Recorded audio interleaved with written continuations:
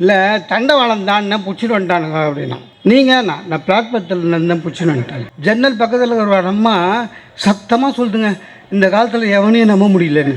Sir, மனித நேயத்துக்கு நிறைய பேருக்கு அர்த்தம் தெரியல சார். அதுக்கு தானே நம்ம பிறப்புக்கும் எல்லா உயிர்க்கும்னு சொன்னோம்.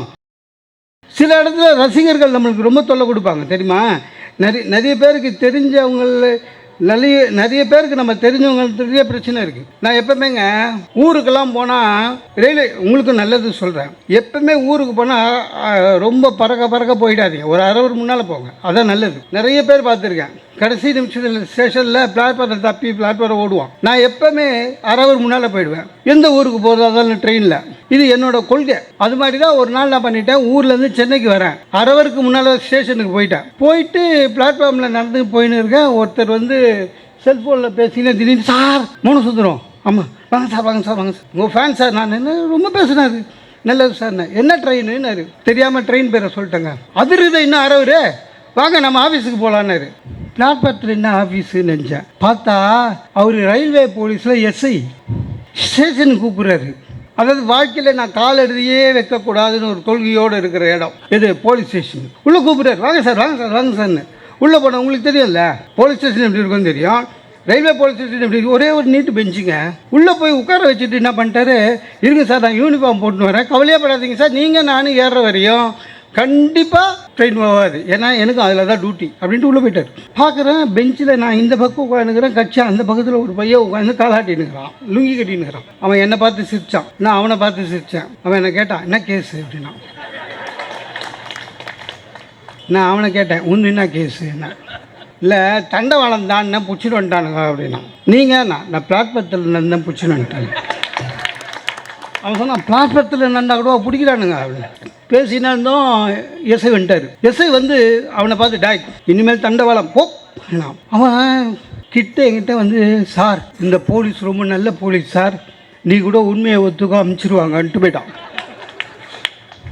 அவர் நம்ம மேலே அன்புங்க. ஆனால் பிரச்சனை அவர் என்ன பண்ணார், 4 கான்ஸ்டபிளை கூப்பிட்டாரு, சாரோட பேக் எடுத்துக்கோனாரு.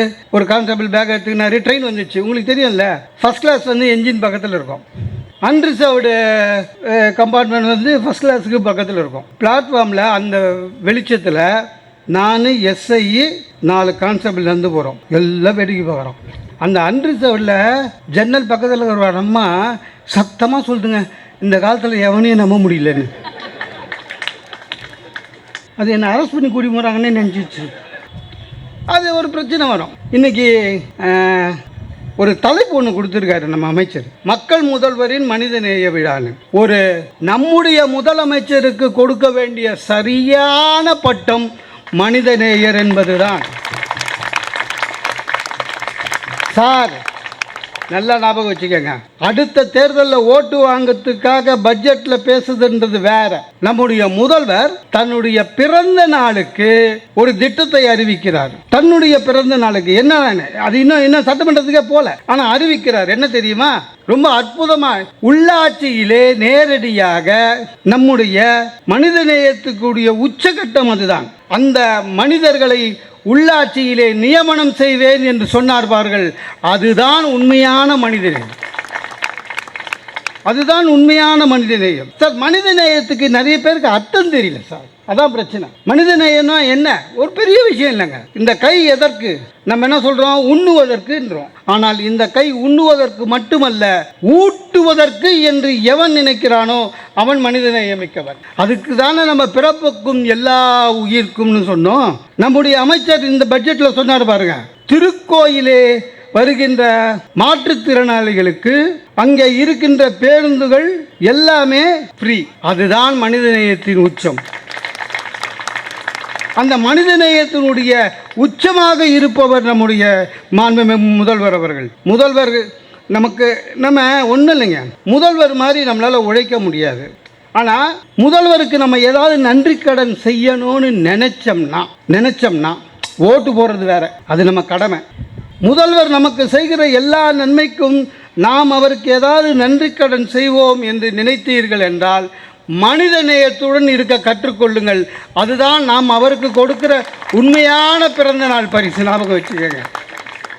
நமக்கு நிறைய பேருக்கு அது இல்லைங்க, மன்னிச்சிருங்க. இல்லை 3 நாளைக்கு முன்னாலங்க மயிலாப்பூரில் அது முடிஞ்சிச்சு. மயிலாப்பூரில் நின்றுட்டு ஒருத்தர்கிட்ட கேட்குற 29C போயிடுச்சு அப்படின்னா, அதாவது 29C போயிடுச்சு. அது பதில், சரியான பதில். சிரிப்பு, அவன் ஏன் சிரிக்கிறான் தெரியுமா? மவனை உனக்கு இன்னொரு பஸ்ஸு வேணும்னா 45 நிமிஷம், அது 29C.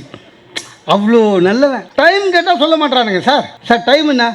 8 முடிஞ்சு போச்சு. உனக்கு டைம் சொல்கிறதுக்கு தான் நான் வாட்சி கட்டிக்கிறேன்னா? ஏன்னா இவ்வளோ பெரிய வசனம் சொல்கிறதுக்கு நீங்கள் டைமே சொல்லி தொலைச்சிடலாமாடா? நம்மள எத்தனை பேருங்க மீந்து போய் நம்ம சாப்பிட முடியாததை வேலைக்காரிக்கு தரலான்னு முடிவு பண்ணுறோம். அப்படின்னா நம்மளுடைய நாக்கு வேற, வேலைக்காரியுடைய நாக்கு வேறு. அப்படி தானே? நிறைய ஆஃபீஸில் நீங்கள் பார்த்துட்டு இருக்கீங்களா சார்? கிளர்க்கு உள்ளே வருவான் சார், டியூன் வந்து சார் வணக்கம் சார் என்ன வணக்கம்னு திருப்பி சொல்ல மாட்டான். ஏன்னா இவர் கிளர்க்கு அப்படின்ட்டு உள்ளே போவேன். அந்த தான் கிளர்க்கு உள்ளே போவான். மேனேஜரை பார்த்து குட் மார்னிங் சார்வான். மேனேஜர் என்ன, ஏன்னா அவர் மேனேஜர். அப்போ ஒவ்வொருத்தருக்கும் பதில் மரியாதை தர்றது கூட மனித நேயம் கிடையாது. நமக்கு ஒன்றும் கிடையாதுங்க. எங்கே எது பேசணும்னு தெரியாதுங்க. ஆஸ்பத்திரியில் பேஷண்ட்டை பார்க்க போனால் நல்லா இருங்க வாழ்க வளமுடன் வந்துடணும். நம்ம ஆளுங்க போய் அவனை சாவடிச்சிடுவானுங்க. அதுவும் கடைசி நாள் காஞ்ச சாத்துக்குடி எடுத்து போயிட்டு இந்த ஆஸ்பத்திரியா சேர்ந்த ஏன் இங்கே கிட்னி எடுப்பானுங்களா வேணாம், முடிஞ்சு போச்சு. அவன் வயிற்றில் கை வச்சவன் அத்தோடு முடிஞ்சான். நர்ஸு ஊசி குத்த வருது, சிலவன் எங்கே எது பேசுதுன்னு தெரியாது. அதெல்லாம் என்ன தெரியுமா? மனசு உள்ள மனித நேயம் இல்லாதவன். நிறைய பேர் பார்த்துக்கிட்டீங்களா? அந்த சொந்தக்காரெல்லாம் பார்த்துக்கிட்டீங்களா? இந்த சொந்தக்காரன், அந்த சொந்தக்காரன்லேயே 60 வயசு மேலே இருக்கிறவன், அவனெல்லாம் ஜாக்கிரதையாக ஹேண்டில் பண்ணணும். அவனுங்க வந்து இல்லை இஷ்டத்துக்கு கேள்வி கேட்கலாம். ஏன்னா உறவுக்காரன்னு. சில பேர் கல்யாணத்தில் வந்துட்டு உயிரெடுப்பானுங்க சார். 65 வயசு இருக்கும், நடு ஹாலில் உட்காந்துப்பான். ஒரு 18 வயசு பையன், நமக்குன்னு அடுத்த கல்யாணம் எப்போ நடக்கும்னு சுற்றிருக்கிறான். எங்கே வா, திருப்பதி பையன் தானே நீ? ஆமாம் தாத்தா. உனக்கு 11 அரியர்ஸ் இருக்குன்னு உங்கள் அப்பா ஃபோன் பண்ணானேன்னா அந்த பையன் அப்படியே டவுன் ஆகிடுவான். ஒரு பொண்ணு அழகாக போயின்னு வருவான். இங்கே வா, கல்யாணி பொண்ணு தானே? ஆமாம். உனக்கு செவ்வாய் தோஷம்னு உங்கள் அம்மா சொன்னாலே. அதாவது எது பேசக்கூடாதோ அதை பேசுவான். வேலைக்கு போறியா? போகிறேன். ப்ரொமோஷன் வாங்கினியா? டை நீ தான் மாதமாக ப்ரொமோஷன் வாங்கின. அவன் வேலைக்கு போகிறதே பெரிய விஷயம். அதை விட மாட்டான். கல்யாணம் ஆனவங்களை பார்த்து கேட்பான், சார் கல்யாணம் ஆயிடுச்சா? எத்தனை வருஷம் ஆச்சு? 2. குழந்தை இல்லை. ஏன் எப்படா கேள்வி கேட்ப? குழந்தை இல்லை, அவ்வளோதான். சார் குழந்தை இல்லைன்னு சொல்கிறவங்களை பார்த்துட்டு அதோடு மூடணும் வாய. ஏன்னா அதை சொல்கிறதுக்கே அவங்க மனசு எவ்வளோ கஷ்டப்படுறோன்னு ஒரு மனிதனாக அதை யோசிக்கணும். சொல்ல மாட்டான். அப்படி குழந்தை பிறந்துச்சுன்னு வச்சுக்கோங்க. என்ன குழந்தை? பையனா? என்ன குழந்தை? பொண்ணா? என்னடா பிறக்கும்? 2த்துல ஏதாவது ஒன்று தானே பிறக்கும். ஐயோ, இவங்கக்கிட்ட ரொம்ப கஷ்டங்க. நான் இங்கே இருக்கிற பெண்கள் எல்லாம் கெஞ்சி கூத்தாடி கேட்டுக்கிறேன். வீட்டில் பெரியவங்க இருந்தால் கூட கொஞ்சம் அவங்களுக்கு மனித நேயத்தோடு பாருங்கள். என் ஃப்ரெண்டு வீட்டுக்கு போனால் அவங்க அம்மா கண்ணீர் விட்டுது. அந்த அவன் வந்து ஃபாரின்ல இருக்கிறான். என்னன்னு பார்த்தா அவன் முன்னால் 3 கட்டு கீரை ஆஞ்சி நிற்குது. என்னம்மா என்ன லோல் பட வச்சிட்டான் தம்பின்னா? ஏன்னா மருமக 3 கட்ட கீரை ஆய சொல்லுது அப்படிச்சு. நானே பார்த்தேன், பாவம் வந்து. அப்புறம் மருமகளை கூப்பிட்டேன். ஏங்க அந்த அம்மா வயசானவங்க, அந்த அம்மா சொல்லுது முதுவெல்லாம் வலிக்குதுப்பா, கீரை கட்டு ஆய முடியலன்னு. அதுக்கு அந்த மருமக சொல்லுது 5 ஹவர் உட்காந்து சீரியல் பார்க்குறாங்க, அப்போ முதுகு வலிக்கலையா அப்படின்னு. அதுக்கு அந்த ஆயா சொல்லுது, இல்லைப்பா சீரியல் பார்க்குறேன், முதுகு வலிச்சா 10க்குன்னே பார்ப்பேன், கீரை 10க்குன்னே ஆய முடியுமா? அப்படிதான் சார். நம்ம வந்து இல்லை எப்படிலாம் இருந்தவங்க சார், மற்றவங்களுக்கு சாப்பாடு போட்டவங்க சார். அண்ணன் வந்து எவ்வளோ இடத்துல சாப்பாடு போட்டுட்ருக்காரு, மற்றவங்களுக்கு சாப்பாடு போட்டவங்க சார்.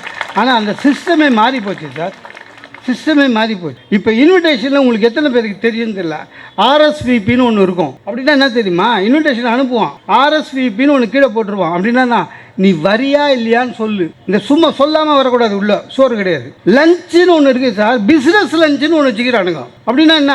தொப்பி போடுறது. எனக்கு வேலை ஆகணும்னா அவனை கூப்பிட்டு அவனை உட்கார வச்சு தொப்பி போடுறது.